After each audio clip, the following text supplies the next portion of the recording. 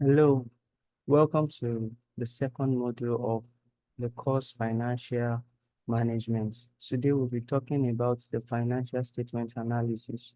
And in doing this, we'll be able to have an understanding of the key statements that is essential in financial management. Understanding this financial statement is essential for evaluating company's performance and making informed decision. By introduction, what is financial statement analysis? It is a key component of financial management, which provides insights into a company's performance, the financial health, and the operational efficiency. It actually involves the interpretation and evaluation of key financial documents to guide managerial decisions and investment assessment, credit evaluation, and strategic planning. You see, if we talk about this financial statement analysis, it helps in giving an interpretation to financial documents and also evaluates key financial documents to help in making sure that good managerial decision is arrived at, and also to help the investors to be able to make necessary assessments in place where they need to invest in. Also, it is good, it works in terms of credit evaluation and strategic planning too.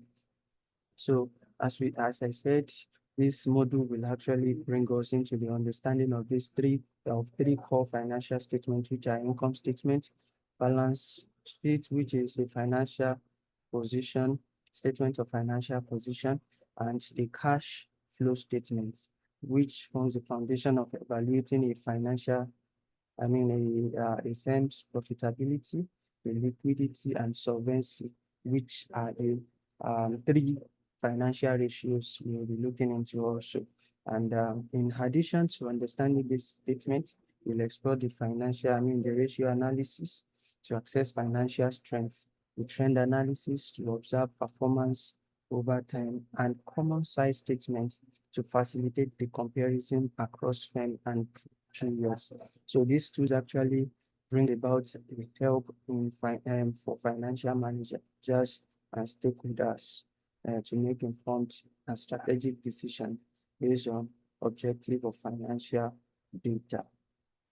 Just like I said, the core statements, financial statements that we'll be talking about are the income statement, the balance sheet or the financial statement of financial position, and the cash flow statement. For the income statements, this is a statement that actually shows the revenue, the expenses, and profits over a period of time. And it is key for profitability analysis. This is actually key for doing a profitability analysis, as you'll be seeing as we look into it more. Also, the balance sheet gives a snapshot of the assets, the liabilities, and equity at a point in time for an organization.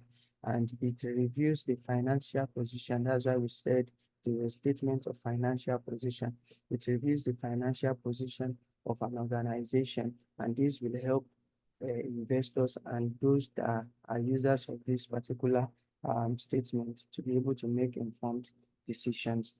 The last is the cash flow statement, and this statement reports cash inflow and outflow from operation, investing, and financial activity. These are the three activities that we have in cash flow. We have the operation, we have investing, and the financial activities. So the cash flow statement helps to be able to report cash inflow and outflow from these three activities.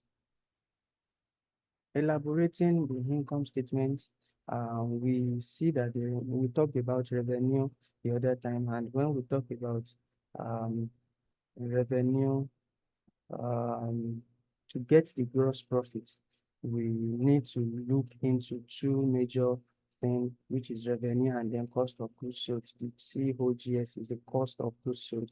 And in order to do that, we will need to subtract cost of goods sold from the revenue, and which will equal the gross profit.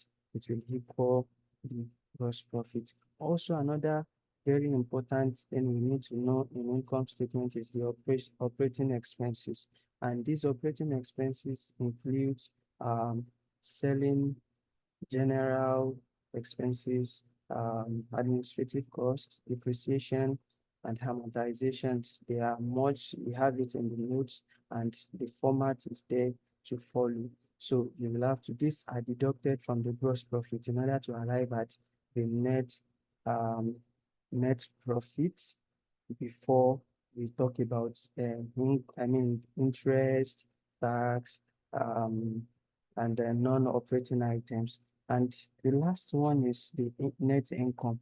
When we talk about the net income, it is the final profit after interest, tax, and non-operating items have been deducted. I was talking I talked now that the operating expenses are deducted from the gross profit to arrive at the profit before the income, before the tax, interest, and non-operating items. So now, after we deduct this from tax before PBIT, when we deduct it from it, we have the net income, and this is another part of the income statement.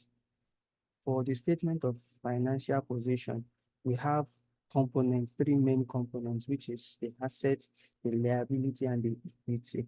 For the assets, assets can be current and it can be non-current. When we talk about current assets, they are assets that are short, and they are like cash, receivables, inventories, and also we have the non-current one, which are long-term, which is property, equipment, and more like that. So they are called the current and the non-current assets. We also have liability.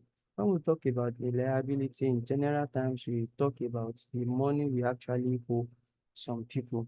For the asset, they are actually what we own by ourselves. That's the literal meaning of it, what we own by ourselves.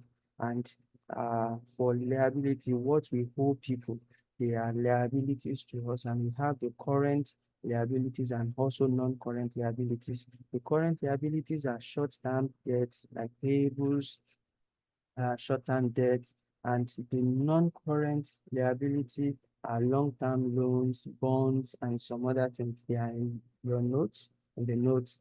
And lastly, the equity, they are the owner's stake, including share capital and retained earnings.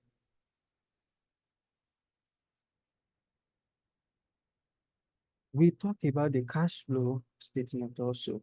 Just like I said, we have three activities under cash flow, which is operating activities. These are cash from core business operations, the investing activity, which are cash from buying and selling of long-term assets, while the financing activity talks about the cash from issuing shares, loans, or paying dividends. So I hope that is very clear. As we have discussed on financial statement, that's a kind of an introduction into understanding the financial ratio that we want to do, because if we do not have a basic knowledge of how the statement is, we may not be able to know where to pick the necessary things for financial ratio analysis. And that is why it is very important to look into that.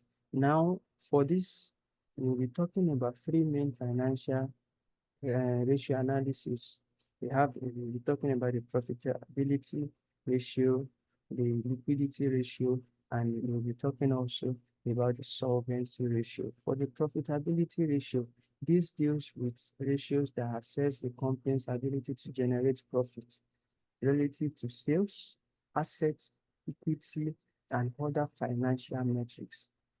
And for this ratio, we have the likes of gross profit margin, net profit margin, return on assets, return on equity, and some other. But for this is what we'll be talking about. For gross profit, it is gross profit over revenue, as you've seen. I will not be able to talk on the formulas, but it is here. The gross profit shows how much profit is made after deducting the cost of goods sold. And just like we saw when I was talking in one of the slides before now, It indicates pricing power and production efficiency. The net profit margin measures the actual profitability of the company after all operating expenses, taxes, interest, and depreciation has been deducted.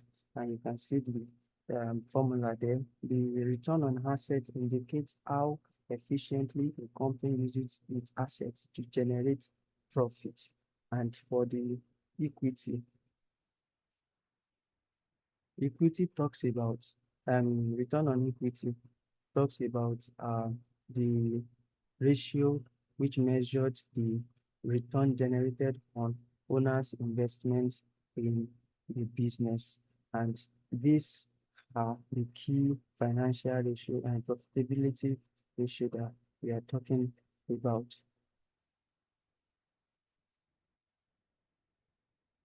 For the liquidity ratio, it evaluates a company's ability to meet its short-term obligations using its most liquid assets.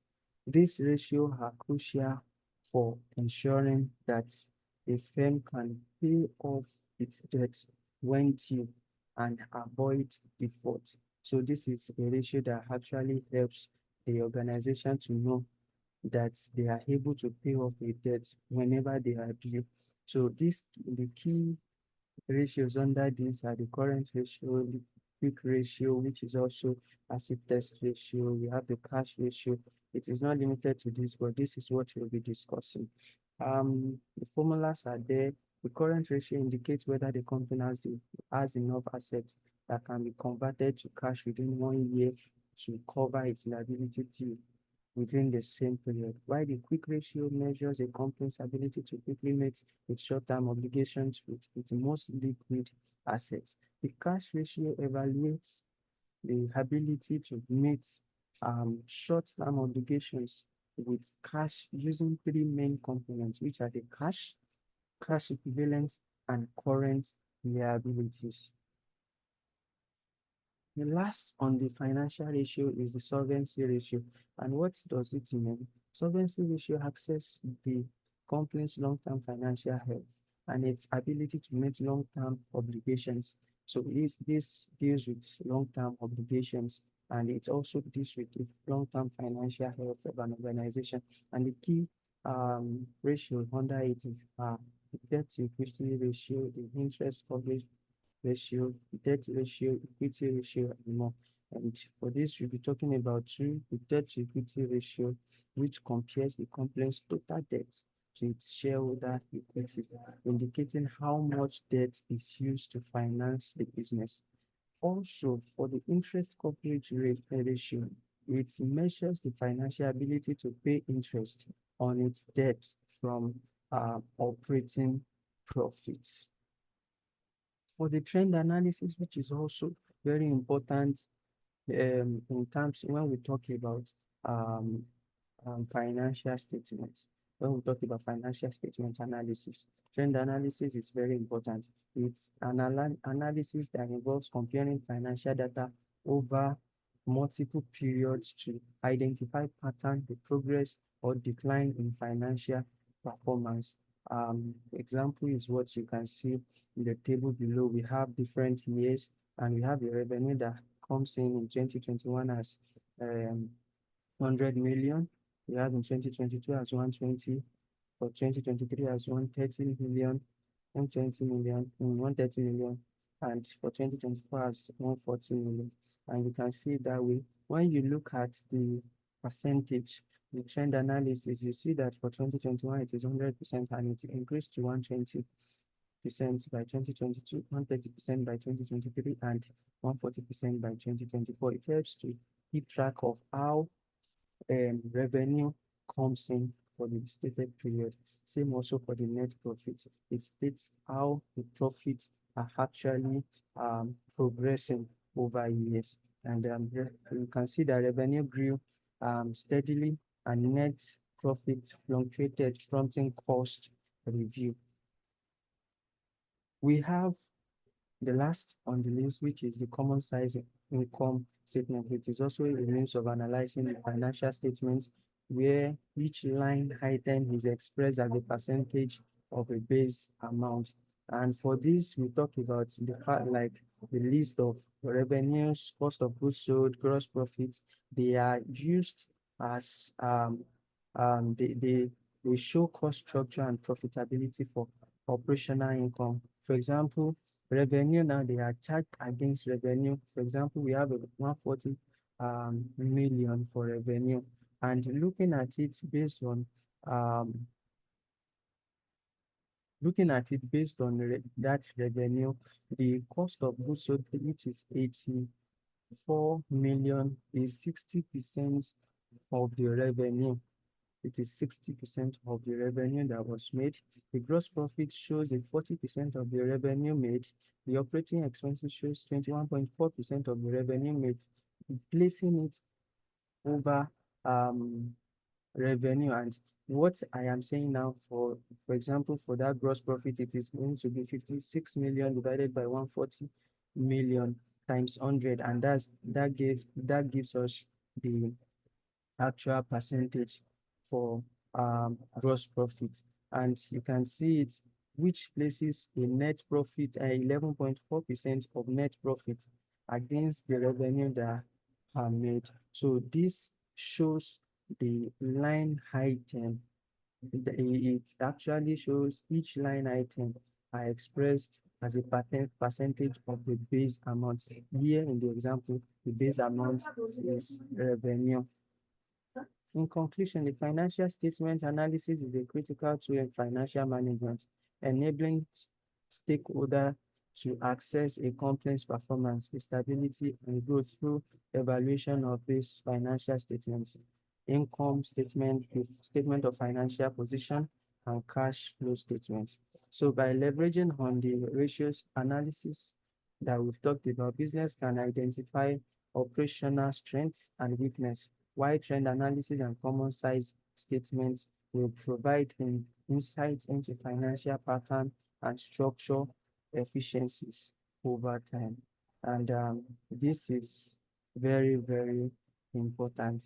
So I want you to go through the work and ensure that you understand what has been said. Thank you.